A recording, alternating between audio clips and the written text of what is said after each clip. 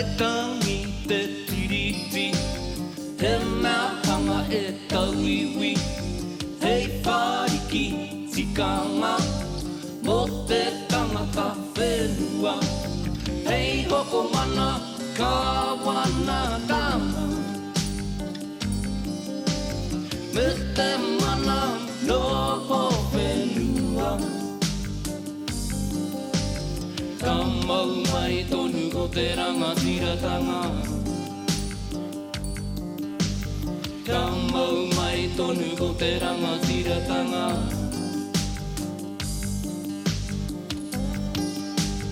Waitangi te tiriti, he mea hanga I mehera, he mea whiti e te era, he mea ua e te... We're all New Zealanders. What the hell's the matter with you? I think the Maori people now are claiming more than what they should. They're claiming it all back. They're trying to take even the railway lines, and they're trying to. They're just trying to take everything back. We can't. They're going to get it that way that where a Pākehā won't be allowed to go out and do some fishing.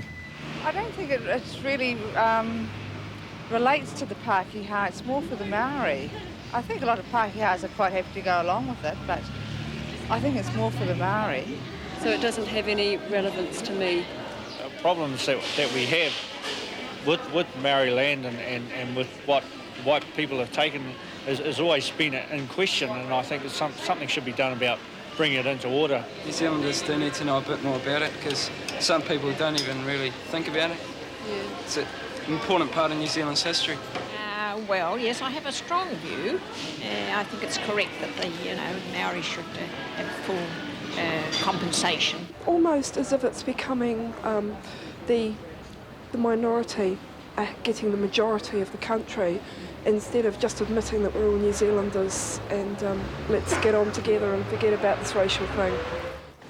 What do I know about the Treaty of Waitangi? All I know was that it was signed many years ago by the Maori chiefs and the representatives of the Queen. It doesn't really mean a lot to me. I mean, don't really know much about it. My own personal opinion is that it should be put in a display case and left there and forgotten. Oh, nothing much really. It's a load of rubbish, I reckon. Yeah. Well, I think if we let them go too far, they're going to take over the country, aren't they? They ripped off the Māori people. The white, sly people. My view on the Treaty of Waitangi is I think that the land should be given back to the Maoris. I'm an Englishman myself, as you probably guessed, and it was a rip-off in the early days. I'm quite sure of that. I think that the Englishman, wherever he went, ripped off all the natives in every country he visited, and took what he could out of it. The natives came off the worst, natives being in this case the Maoris. I don't think enough people know about it. I think that it's basic to how I live in New Zealand, and it gives me my rights as a New Zealander. I think the treaty should be honoured. What I know about the Treaty of Waitangi, that we haven't done enough. The people who are the tangata whenua of this land are in many respects, how should I put it, well, oppressed in their own land. I know it was signed a long time ago. I think it's a bit obsolete now. I think we should be in the now and heal the wounds of the past and just carry on and everyone be New Zealanders. I think Maori rights in this country have got to be addressed, and I think there have been some injustices, and there's got to be more equality. And I'm not sure we're going around it the right way. I'm not an expert on it, but I think there is some progress, and the more the better.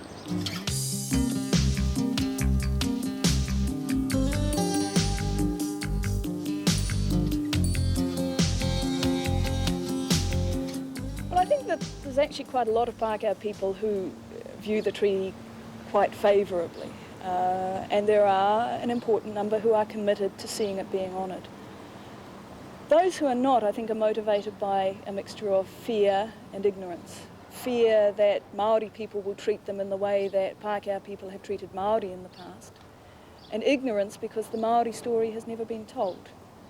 Colonial history has sanitised the events of the past, the grievances of the past, and the realities of what the treaty guaranteed. And I think of New Zealand still as a very racist country, and of the politicians as racist politicians. And I think that we can't expect, in a sense, to have non-racist politicians with a racist electorate. Pākehā people simply do not know the history of New Zealand.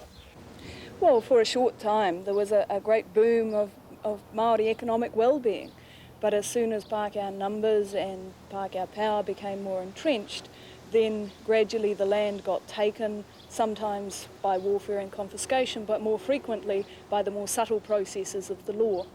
That happened with the land, it happened with the fisheries, it happened also with areas like culture and spirituality. The result of that was that Māori became dispossessed. The result was poverty, inequality, depression, alienation, and a major dependency on the welfare state. And some manner of cheating or device was used to take it from Maori people. It's not a nice thing for us Pākehās to dwell on our past and go, we're descended from cheats. We live on land cheated from people. That's basic. That's how it is. I'm putting forward a viewpoint which is easily verified by research. I'm not putting forward some sort of cringe or apology. I'm saying this is the fact, reality. You can go through it lot by lot, and it just recurs and recurs and recurs and recurs. I mean, even like I was just down in Wellington. I mean, I was reading stuff in the States about it. You know how they bought the land off 3 chiefs. Well, they bought it off 1 chief, but he didn't own it. They knew he didn't own it. But don't worry about that later. I mean, that's the way. That's the basis of the whole colonisation of Wellington. I think essentially it's the terms on which myself and my ancestors were in this country. If we can't honour that treaty, then we have no right to be here. It should be a matter of honour. Unfortunately, it has until now been a matter of expediency, political expediency, because the breach of the treaty has been where Pākehā power has come from, economic expediency, because the country was built on dispossessing Māori.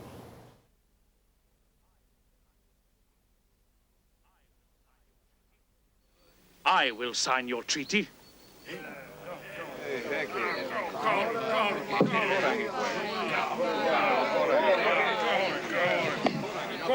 The whenua is being stolen.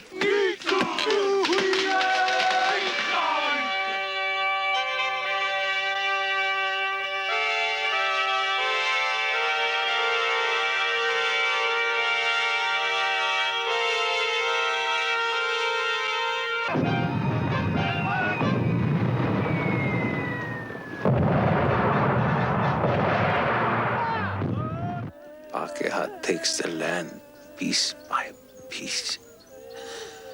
The Wiramu, you are part of it. Was it for this I signed your treaty?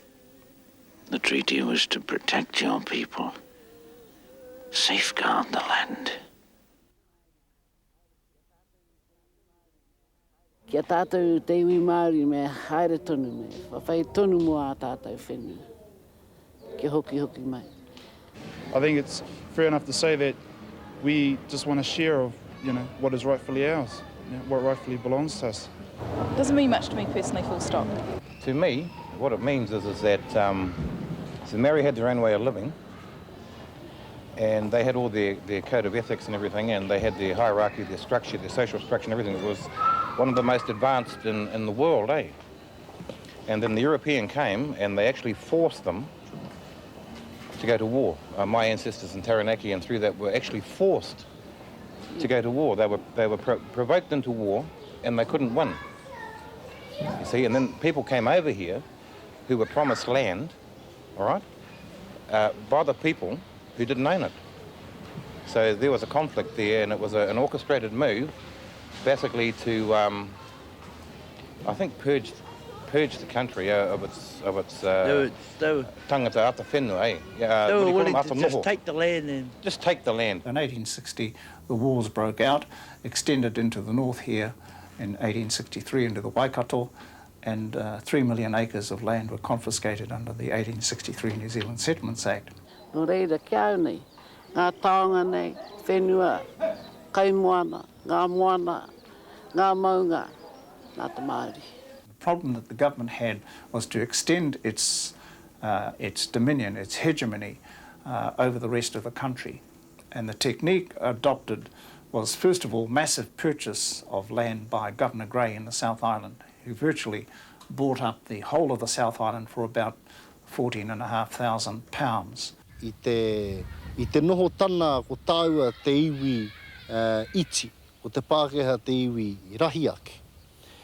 Koira ka puta nā ture raupatu, ana ko te nuina hoki o nā whenua I raupatu hia.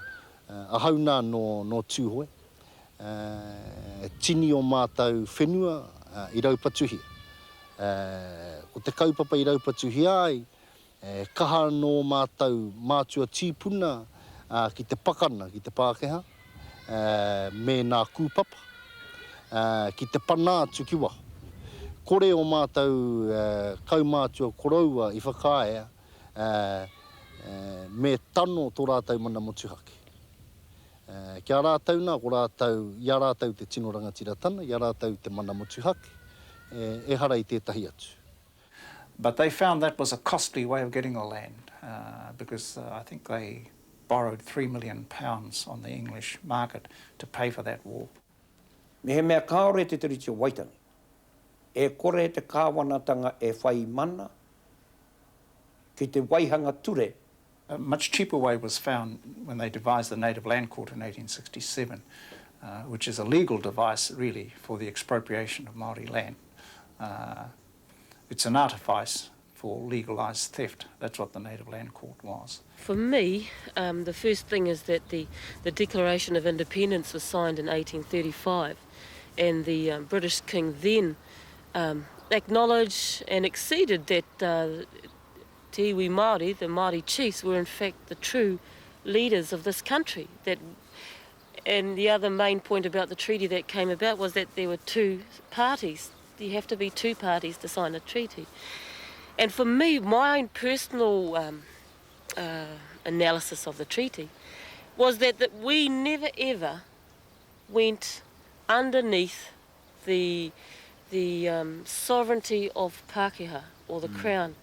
We retained our sovereignty. In fact, I felt that the treaty meant was that we will allow you Pākehās to live here, so that you can control the lawlessness amongst your own. So yes, you can come and stay here, and that we agree that all of these things, like our fisheries, our forestries, and our lands, they're going to stay with us. Okay, you guys have already come, you've had grandchildren, etc., but there's no way that 200,000 Māoris at that time would have signed over to 2,000 Pākehās. It's ridiculous. There can only be one reason. It's because we were conned in the first instance and ripped off after that. And that's basically what happened. They came along with a document, the Treaty of Waitangi, and by the time they got around to signing treaties here, they'd already signed heaps of them all over the world, and by 1840, every single one of them had already been broken. They'd already broken every single one of them in other parts of the world. So it was always part of their plan to break it. It means justice, or really the lack of justice. What the Tiriti o Waitangi represents for Māori is an ongoing broken promise which is right at the root of this nation and will remain a broken promise until it is dealt with honestly and fairly by the people who exercise power in this country. The treaty is definitely the founding document for this country. I mean, so many people talk about the principles of the treaty, the spirit of the treaty. The fact of the matter is, it is a signed document. It was signed in good faith. It was signed by our people with the British Crown, and it was signed by our people because they believed in these principles of justice. They believed that they would retain sovereignty. They were not ignorant. Back in those days, when our tupuna signed the treaty, they were people who had their culture intact. They were people who had their whole mana intact, like people such as Hone Heke and all the others that signed it at that time. And like, they weren't anti-white, they weren't anti-Pākehā. They'd already opened up certain areas for European settlement. They'd already had an exchange of ideas. Like people, guys like Hone Heke, even going right back to Hongi Hika, had been around the world. Hongi had been to Europe and had been to Britain and to Australia. I mean, they went to Australia almost as much as we do now. So they were people who knew what the world was about. They weren't ignorant savages or anything like that. And basically, I think that they saw an opportunity for us to become a part of a modern world and sort of to harness technology and all that type of thing. I think most of them could see that we weren't ever going to be able to stay in the same place. Our tipuna signed the treaty at Akarua, Onuku actually. He was articulate in French, English and German, but he chose to write in Māori. So we have his example of strong sovereignty models that he gave after having had a look around the world and seeing what was happening to our people here. Then his mokopuna, who was our great-grandfather, was the chairman of the first Federated Assembly of the Kotahitanga, which he worked very strongly with Kahungunu and other people in 1893, again to bring these issues to the Pākehā Parliament. They were setting up a Māori Parliament where they could work in a dual parliamentary way to bring these issues, and we have work from him that talks about how the Pākehā Parliament would not form a quorum so that the Māori could present the issues of the day. So our family has had a long history of working in these kinds of areas, which continues right through to many members of our family today. So we're well aware of not being able to push through issues about our grievances. When we were living on the Papakainga at Okahu Bay, and our house was burning, and government workers were going around torching all of the houses in the village. And I remember distinctly asking my parents, my father and my father, I says, why are they doing this to me? Why are they doing this to us? To our elders, to our kaumatas? And in one sentence he summed it up to me. He said, because we are Māori. We went to Waitangi in a position of strength. We had the land, we had the political power which came to us by virtue of the fact that we were here, that this was our land, that we had our own spirituality, our own traditions, our own legal system, our own social and political systems. It was recognised that we were the rightful and legitimate inheritors of this country. That began to change, of course, as more and more tauiwi arrived here. And eventually they quite wrongly, quite immorally, quite illegally purported to seize power. Typically, as in any colonialist system, they acted to destroy our language, to destroy our land, to destroy our customs, to destroy our religion, to destroy us. They set out on a system of psychological and physical genocide.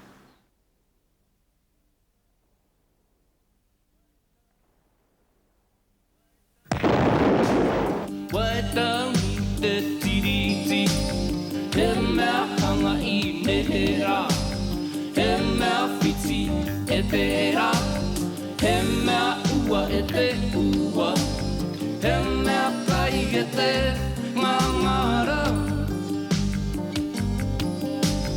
he mea tahu ki te ahi, ko ngā pupu Marangatoni, ko te wairua e kore e ngaro, ko te wairua e kore e ngaro.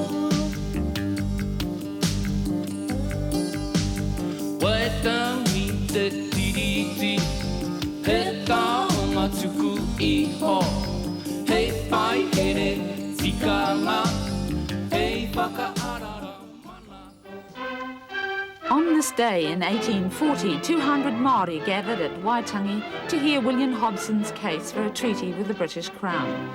After a day and a night of debate, 26 chiefs had signed the treaty, and by September that year, 500 more had joined them.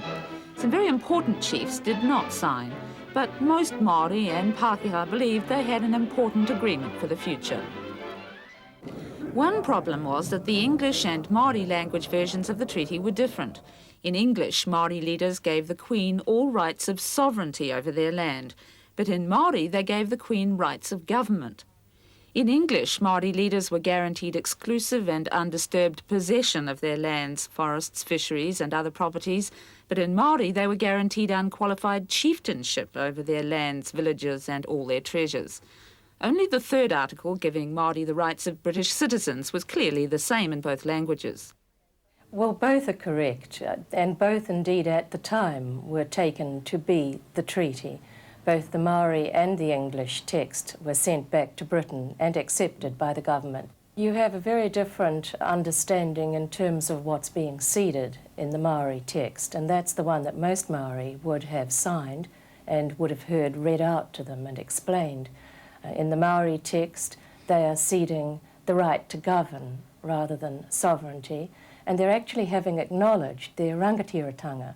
Now, in as much as you can talk about sovereignty in New Zealand, it was a corporate sovereignty, a sovereignty of the Māori chiefs as a body. They were the power on the ground. No single one in the whole country or over the whole country, but many of them, as we know, operating in their own areas. That was rangatiratanga, chiefly authority operating on the ground here in the country.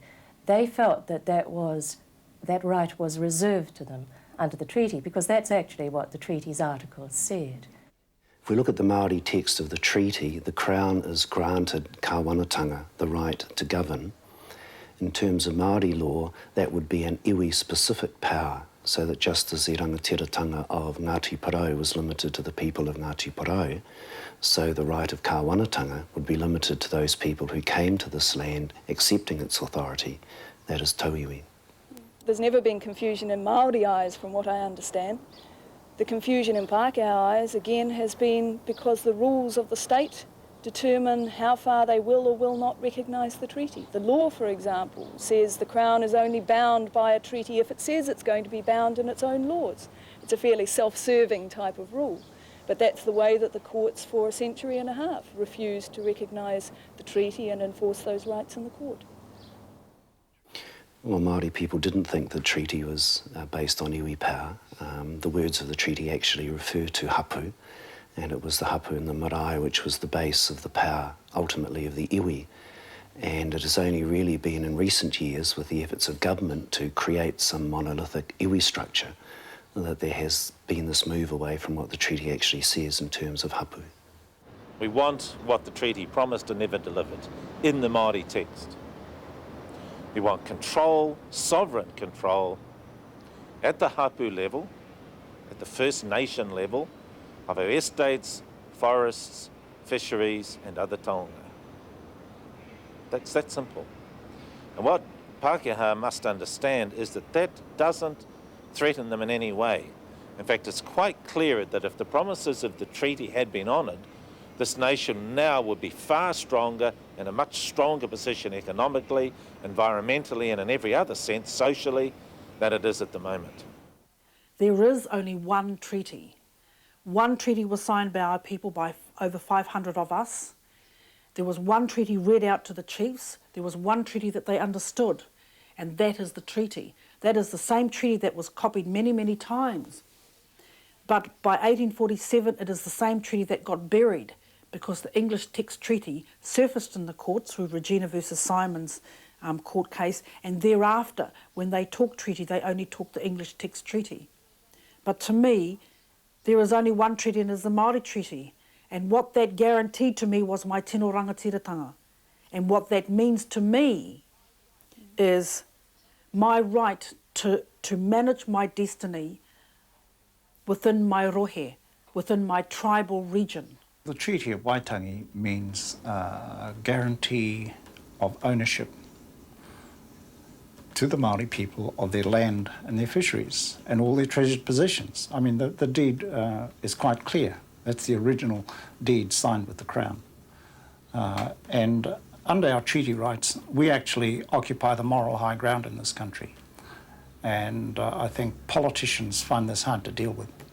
The Treaty of Waitangi didn't provide for any government. It provided for good government.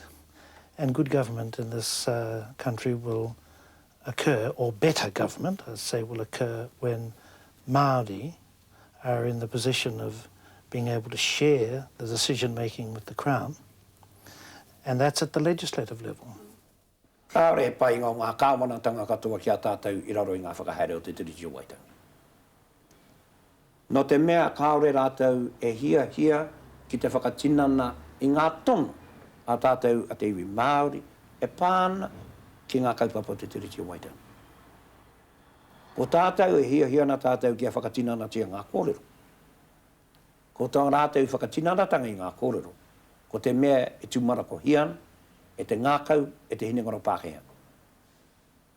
Are kāre rātou e mōhio ki a tātou. A kua I roto I te tau, ko tahi rau, neke atu I te rima takau. Kāre no rātou mōhio ko ai tātou. And I think it's essential that people recognise that our society inherited a culture based on the Magna Carta. All right? That came from England with the settlers. We have an indigenous Magna Carta called the Treaty of Waitangi. My understanding of the Treaty of Waitangi, it was a partnership. And I believe a 50-50 partnership was quite reasonable for the tangata whenua, I ngā iwi e ngā huewha,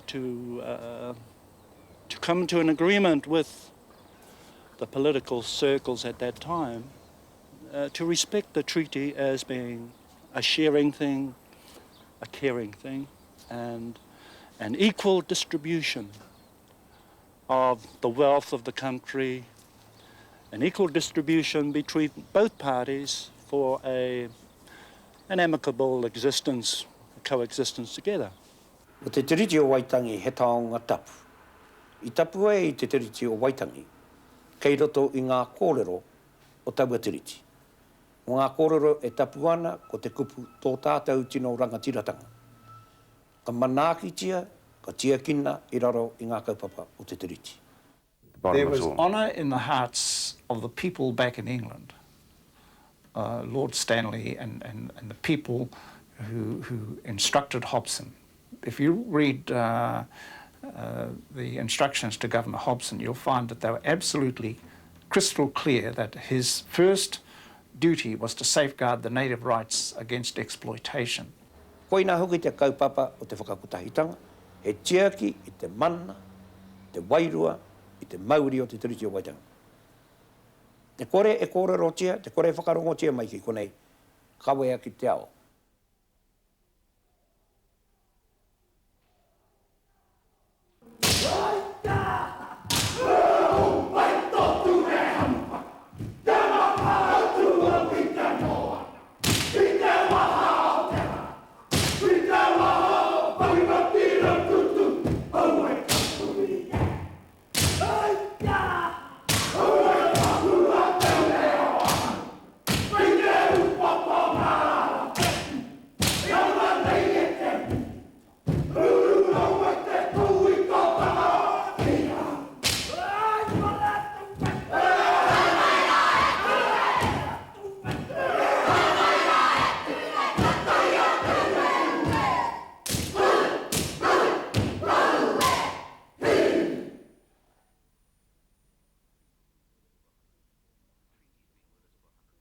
The treaty's been with us for 150 plus years. So first and foremost, it's the legal bind between the races in New Zealand. It is the founding document. And what we've done now is to think very, very deeply how we make that work. There's been a lot of words spoken about the treaty over the years, about the partnership and about the canoes together and all of that. You know, great rhetoric. Sounds wonderful. What I've tried to do as Prime Minister in 2 years is to say, how do we make this founding document work for New Zealand? And you notice I said New Zealand, not just Māori. It really has to work for both of us. So my ambition is to use it really as a springboard or a stepping stone to resolve the past. And there are grievances that have to be resolved. Anybody who even takes a brief look at history has to come to that conclusion. But it's really not to have it as something that forces us to look back, but really forces us to look forward. I think it's recognised that that was really the beginning of constitutional government in New Zealand. So from a constitutional point of view, it's very important. But from an emotional point of view and a cultural point of view, it is equally important. Putting aside the words in the treaty itself and what they all mean and comparing one with the other, it, to me, is a declaration of goodwill between two people, that they wanted to develop up the land together in harmony. And therefore, taken as that, it is really very much the founding document of New Zealand. So it is important. It has to be realised that the treaty is an international document, not part of domestic law, which it often is wrongly considered to be. But nevertheless, it's important. The importance to New Zealand is overwhelming. It's got to live, or otherwise it's dead. And we have to make it live and work our way through issues with it. The reality is, of course, that the development of jurisprudence, of the courts and the common law and statutory interpretation means, not only in our jurisdiction, but in other jurisdictions that were settled by the British, that we can't escape it anyway. The concepts of common law rights, Aboriginal rights, are increasingly being recognised, even in jurisdictions that didn't have a treaty, which gave recognition to them and made a commitment to uphold those sort of rights. So although a lot of the public are left somewhat behind by this, the reality of our law, our constitution, you might say, in our times and ahead are such that it can't be ignored. Vast tracts of lands were confiscated without cause, and that it denuded the Maori people of their hopes for the future. And they've been without it for 100 years. And unless we do something, that grievance will remain. Now, we can't replace it. We can't take private property, which we're not going to do anyway. It's only the Crown's assets. So we have to do the best we can. But it doesn't do any harm to start with an apology. On the specifics of the treaty, I still have the ambition or the goal of trying to resolve all the major claims by the turn of the century or thereabouts. Now, that's a huge challenge. But that's sort of the immediate goal on the treaty. Everything won't be resolved by then, but that's what we have out there in front of us. And with some goodwill, or a lot of goodwill, rather, on all sides, I think we can do it. We may have to spread the cost longer than that, because we're talking lots of dollars, as we've already demonstrated. We have to get people to accept and then move on. In the case of the fishing deal, as a good illustration, there's two things implicit in it. That we have to turn from grievance mode to development mode. And we're moving towards a key objective as far as I'm concerned. We're wanting to move Maori from dependence on the state, in brackets, to independence. In other words, self-employment, in charge of their own affairs, increasingly in employment, in jobs that will last, not one make-believe ones created by the government. It's not going to be a legal settlement, it's going to be a political settlement. And if it has the mana of both sides behind it, then it will be durable, or as durable as we can make it. And there will come a time when the Maori people, even if they don't feel that they have had enough by way of compensation, they will say, well, we are now back in the mainstream of New Zealand from having been disadvantaged in the past. There was no point in carrying on a grievance. And we have to turn the attitude around. I've got to try, in my dealings with Maori, delicately, because I don't want to impose anything, but say, look, we've got to turn from the past, looking backwards all the time, to look forward and out of the grievance mode and into the productive mode. What we must have going forward is honesty. There's been a lot of dubious deals in the past. And we must be honest in looking at what's good and honest in looking at what's not so good and what we have to correct. It's a new honesty we want in New Zealand dealing with treaty claims, so that non-Maori don't pretend they don't exist, that somehow or other everything's forgotten. And equally, we mustn't pretend that everything is 100% right here now. We mustn't pretend that the government's got its arguments all mustered or its ideas absolutely crystal, that we know precisely how we solve all the claims, because that would be dishonest. I mean, we just have to negotiate. And I think Maori equally, Maori leadership has to determine how it must advance.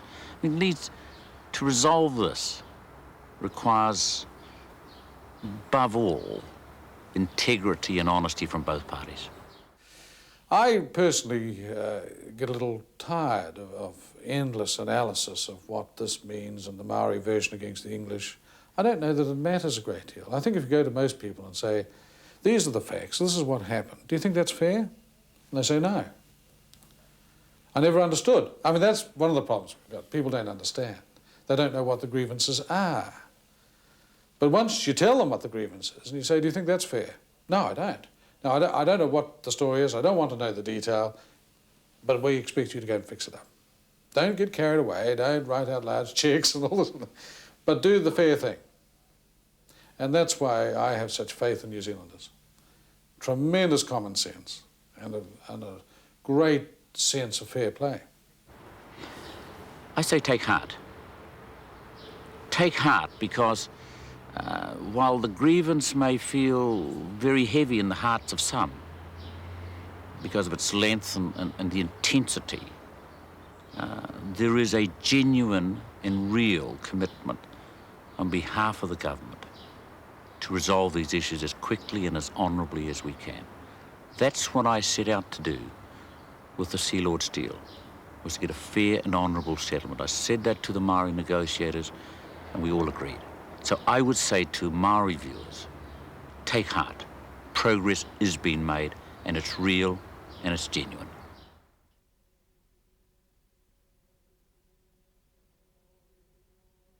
Kaole te mōrika, rika noa, te ohonga ki te ao, mapukau noa au, ko te mana, tuatahi, ko te tiriti o Waitangi, te mana, tuarua, ko te koti whenua, te mana, tuatoru, ko te mana motuake.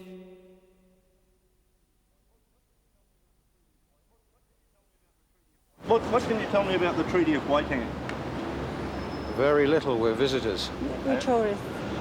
We know that's where the Maoris were robbed of their land, wasn't it? So they went up to Waitangi and signed this treaty in order to kind of hoodwink them out of the land instead of beat them by military methods, because they found it wasn't working. So signed in 1840 on February the 6th, I know that. They ought to shoot the bloody British Empire, and I'm a Britisher.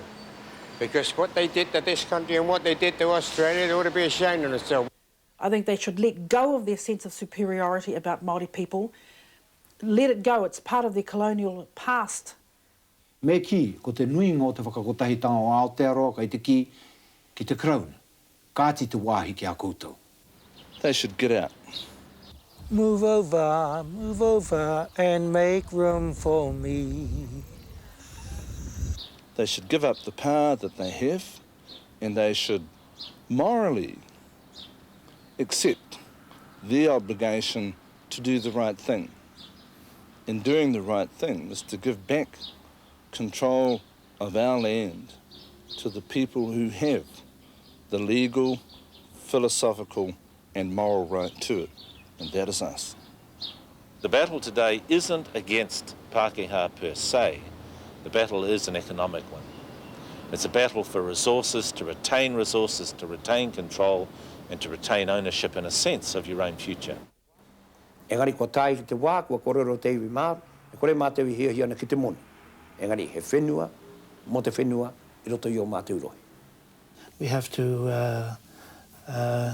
adopt the 4Ms model, the Māori management of matters Māori. Issues of sovereignty are being avoided.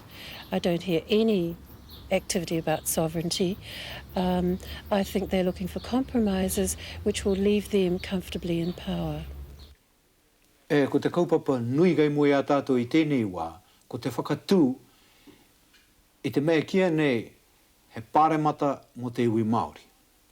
I'd like to have a separate Māori parliament, but I would rather have all New Zealanders accept the fact that a Māori parliament would be good for the whole country, not just for Māori people. We can do a better job. I'm absolutely convinced of that. The council, through, I might say, my prodding, has decided to establish itself as a Māori political party. And it'll be the only Māori political party in 1996 elections. If any government wanted a one-sentence policy program to improve this nation dramatically and provide a vision for the future, it can be captured in that single collection of words, honour the treaty. Well, with the Native American leaders in particular, there was first of all intense interest in what was happening in Aotearoa, New Zealand, and they were very interested in the Treaty of Waitangi and the debate that's going on at the moment. But secondly, when they started talking about their own treaties, they urged us to be very, very cautious. And the one overwhelming message that I got to share in the treaty network was that the treaty is non-negotiable. No article of the treaty should ever be extinguished, for example, for money, no matter how much. The treaty lives forever. And Native American people have learned in some cases to their cost that by extinguishing a treaty right for money, they actually didn't gain in the long run. And in terms of the people I met, they deeply regret ever allowing a treaty to be extinguished for some material gain. Governments and successive governments have a hearing problem. They never listen. Okay. I recall being asked the question about my nephews at home with their tattooed faces in the court in Lisbon. Why? And I said, there's a message, and there are 3 messages. The tattooed faces conveys the message that there was a time when we were in control. The tattooed faces also is saying, after 152 years, we are still here. And the tattooed faces also say, if you can't hear my words, then for God's sake, read my face. Lift up the Treaty of Waitangi as the document to heal the nation of the future, to say to Māori and Pākehā, we can walk hand in hand. We can be collectively together as 2 people with one mind and with one course.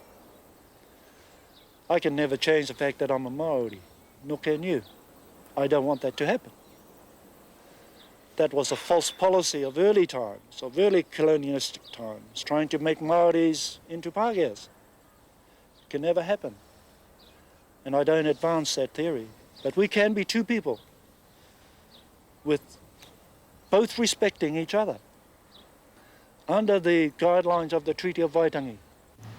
About 5 years ago, a Pākehā farmer in the Ngāti area of North Auckland gave back land to the tribe. He said, look, I've had 45 years use of your land. And my wife and I have enjoyed being honored by you. We want to ceremonially return this land to you. And of course, the Ngāti Kahu people just wept and cried. There was a big hui, and they walked off the land.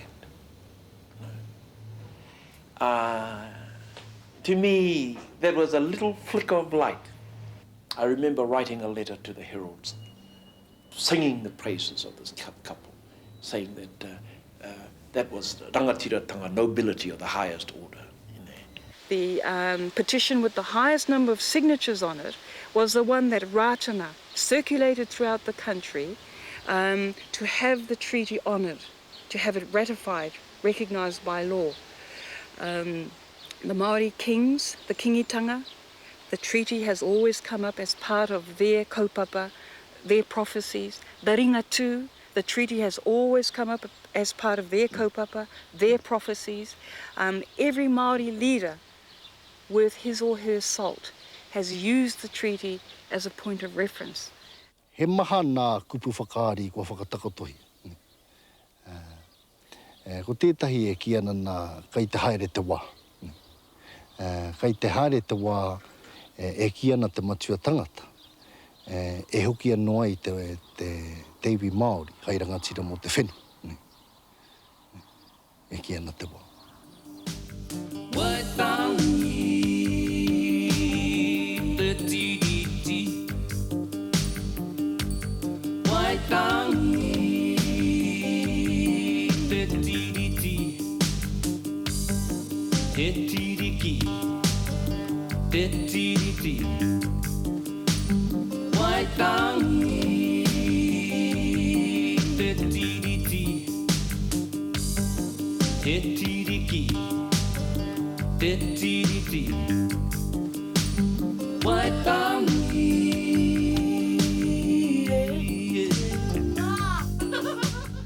This program was made with the help of your broadcasting fee, so you can see more of New Zealand on air.